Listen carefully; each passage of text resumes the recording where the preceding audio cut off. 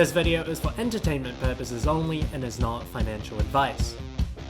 Hey guys, welcome back to another video. My name is Josh, and in today's video I wanted to provide you with a portfolio update for the month of August 2021. So this was actually one of the best months that the public portfolio had in the history of the fund, and so I'm very excited to share with you the gains that the portfolio has made in this past month, talk about some of the results that had come out of the companies, because a lot of the companies that are in the portfolio has actually reported their latest earnings, be it half year or full year earnings. So I'll go through that, and I'll also talk about Heartland Group's most recent full year results, as well as that was requested on the channel, and it's also one of the larger positions in the public portfolio. So if you enjoyed this video, be sure to hit like and subscribe, but with no time wasted, let's get right into the video. So here is the portfolio. Now, any stocks that you see in this portfolio is not a recommendation for you to buy, hold, or sell these stocks. It's basically just the stocks that I have in my portfolio,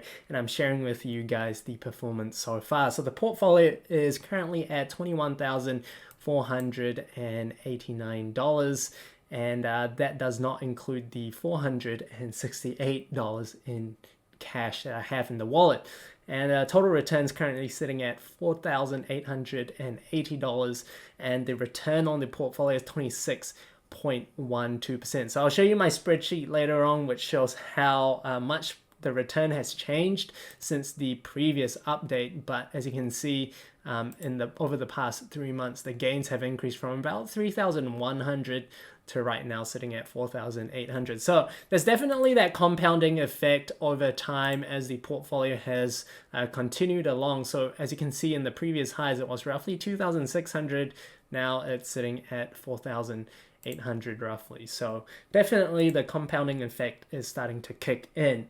Now, in terms of the stocks that I have in this public portfolio, nothing has changed month on month, except I did sell down my Allocation position. So I'll show you later what allocation it made and how much I've switched over. But basically, I switched that position over to Center Group. So Center Group now is the second largest position in the portfolio, sitting at 3,950 AUD. Now, this stock has rallied pretty much recently, and it also paid a very nice dividend of $56 today. So definitely very happy with the performance of Center so far. I've talked about Center's results just last week, so you can check out that video over there if you're interested. So in this portfolio, I have Auckland International Airport, Collins Foods Limited, Heartland Group Holdings, Infratil, Kogan, Macquarie Group Limited, Oceania Healthcare, and the token Smart Shares NZX50.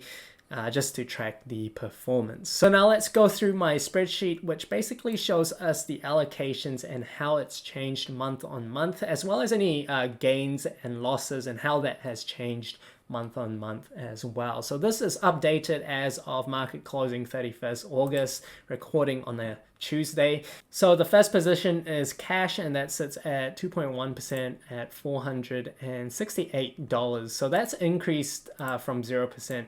And that was on the back of selling Allocation property. So the portfolio made a 24% gain on that holding. And as you can see over here, Allocation property was roughly 1,600 in market value. So most of that was reinvested into the following stocks.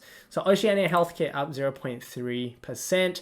A gain of 14.24% currently, and that's an increase of 5%, and that is on the back of Somerset's really strong half-year results. So Somerset is another aged care retirement village operator, and they reported really strong half-year results, an underlying profit for the first half of 75.5 million. And that is a lot more than what it made in the previous year, as well as what they made historically. So it's one of the best performances in the first half of the years so far. Somerset's share price went up 15% during the month. And when that happens, usually all the other retirement village operators as well get some sort of benefit, and Oceania Healthcare benefited to some extent. Its share price went up from $1.49 to $1.57. So definitely a good outcome for Oceania shareholders as well. Now, you might have remembered not too long ago, I did sell down my Somerset shares at around $10, I believe. And what I did was I switched it to Oceania shares. So when I bought into Oceania at that time, it was about $1.33. So the recent gains on Oceania is about roughly 15%. But if I held on to my Somerset shares, I would be up close to 50%. So obviously I made the wrong decision to switch it out, but over the long term, I think Oceania Healthcare will do well as well. So that's my take on the situation. I'm not buying any Somerset shares, nor do I have any positions in Somerset at the moment. Now, the second largest position that has increased quite significantly over the past month is Scentre Group. Now, I've talked about Scentre Group before on this channel. I made 2 videos on it so far. I made one video talking about what the company does and another video talking about their most recent results. Personally, I think the current share price of $2.85 is still relatively cheap to what its value would be in the next 2 years. So over the next 2 years, I do expect this stock to be closer to $4 as the economy of Australia reopens from the lockdowns. And currently the gains on this stock is 12.23%, and that's not including the dividend that has been already paid out. So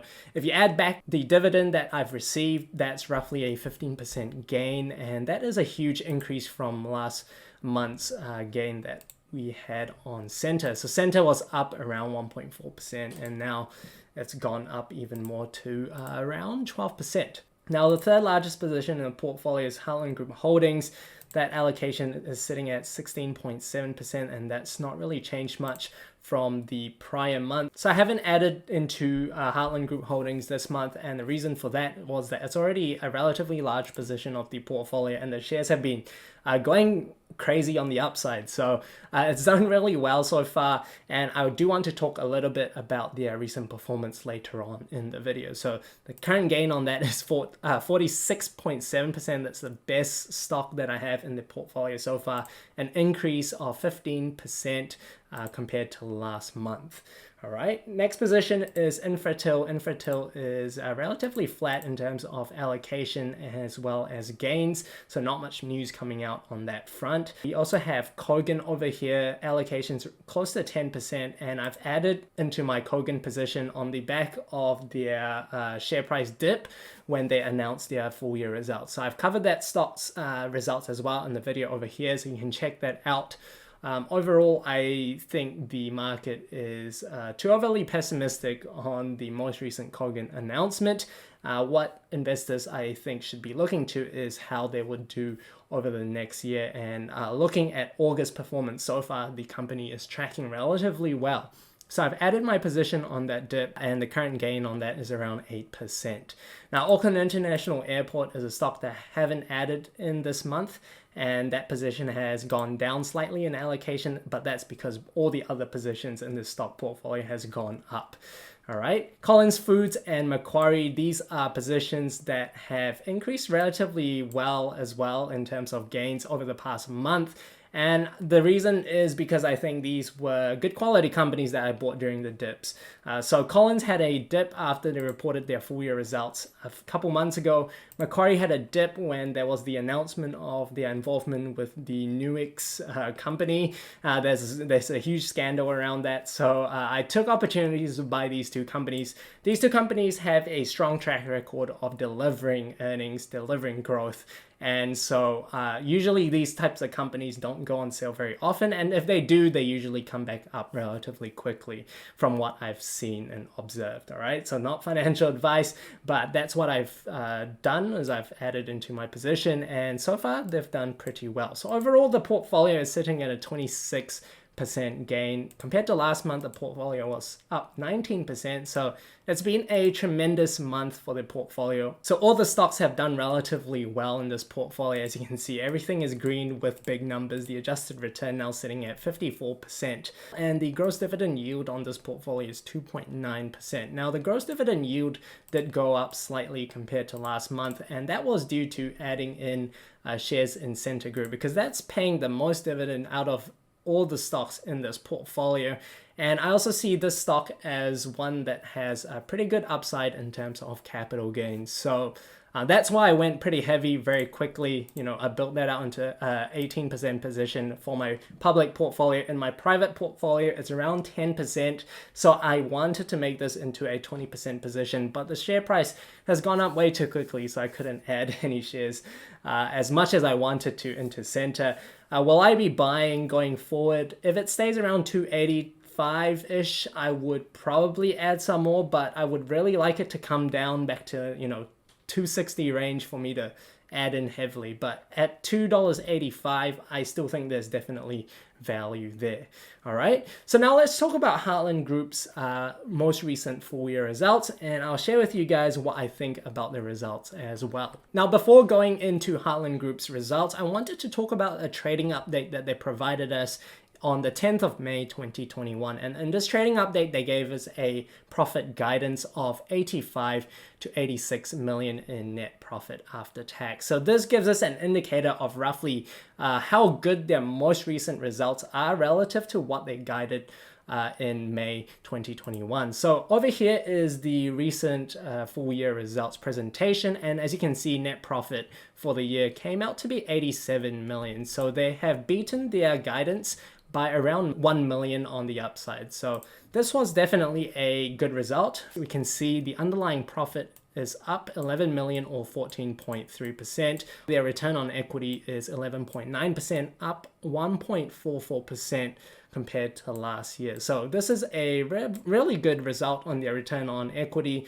If you look at the big four banks excluding CBA, which is the best performing bank in terms of these metrics, the other big four banks usually have a return on equity close to 10%. Heartland Group Holdings obviously is a smaller bank compared to them, so you do want to see that higher return on equity. Earnings per share of 14.9 cents per share, an increase of 2.4 cents per share versus last year. That is a very good result. Now, if we go down into the presentation, we can see the impact of the Rona on Heartland Group's performance. They mention here that the Rona economic outlay remains unutilized. So last year, because of the Rona, the company set aside a certain amount of money to have as a provision to any bad debts due to the Rona, and that was set at 9.6 million. So now they're saying that they actually haven't fully utilized this amount, but they're still keeping that provision there given the recent lockdown and remaining uncertainty regarding the border closure. Any release of the overlay is not yet appropriate. So this is a pretty conservative stance of management in terms of keeping that provision there. So I agree with them, and that is a good move. Now, if we go down the results, there's a few key things that I want to show. So over here we have net interest margin, and that just shows us how profitable their lending is relative to the cost of borrowing. So the difference is the net interest margin, and in FY20 we can see that the NIM has increased from 4.33% to 4.35%. Now, comparing this to the big four banks usually have a NIM of around 2% or low 2%. So again, this reflects the higher risk profile that Heartland is, and therefore we do want to see that higher NIM. And so that is a very satisfactory NIM in my opinion. We see the cost to income ratio decreasing as well, the underlying CTI going from 44.9% to 44.8%. So that's a marginal decrease, but still a good result nonetheless.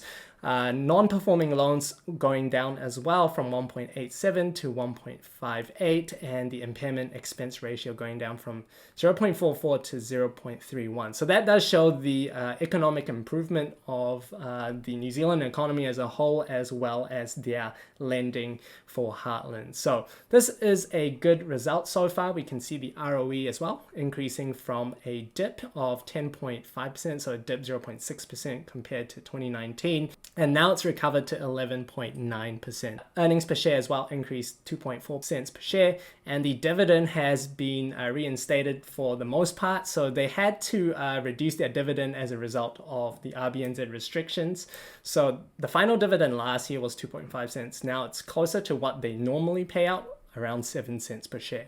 And the last bit that I want to talk about as well was the forward guidance that management has set out. So if you scroll to the last page over here, they told us how they saw the economy going forward and how they saw the business performing. So Over here, they see higher growth in reverse mortgages, home loans transition of Harmony to an on-balance sheet model, which will result in NIM contracting. They also saw improved lending portfolio quality, which we saw recently with the impairment expense going down. They also expect to extend best or only product reach through digital platforms. And they also saw the CTI ratio trend downwards as well as a result of ongoing digitalization and automation. So that is a good result overall. But what investors really want to see over here is the net profit guidance going forward into FY22. Heartland expects net profit after tax for 2022 to be in the range of 93 to 96 million. So let's do some basic calculations to see what that means for Heartland shares at the moment. So assuming that they achieve on the lower end of guidance, say 94 million out of the range of 93 to 96, and we divide that by the current net profit for this year of 87, that's an increase of roughly 8% year on year in terms of net profit. So if we assume the same increase in the dividend that they've paid this year, then we can assume that they will increase it by 8%, their 11 cents per share dividend. So that's 11.88 cents per share. Now, if you fully impute that number, you would get 16.5 cents per share in gross dividends. And if we divide that by the current share price, what that means is that the current shares trade at a gross dividend yield of roughly 7.2%. All right, so that's a pretty good return on your investment if you look at what your alternatives are at the moment at the bank. So this is a fairly high yield dividend stock, and I think the bank currently trades at an undemanding valuation multiple, albeit is obviously much higher than it was a year ago, because a year ago there was lots of uncertainty. So I think it's fairly priced at the moment, so I won't be adding more at current prices, considering it's already my third largest position in the public portfolio as well. I also have Heartland Group in my private portfolio, and it's one of the top performers there. So I won't be adding into my position in the near future at current prices, but if it does dip, then I might consider adding more. So let me know what you think about this month's portfolio update. Leave a comment down below if you own any of the stocks that I own in my public portfolio. Always keen to hear your thoughts. But thank you guys for watching. Until next time, take care.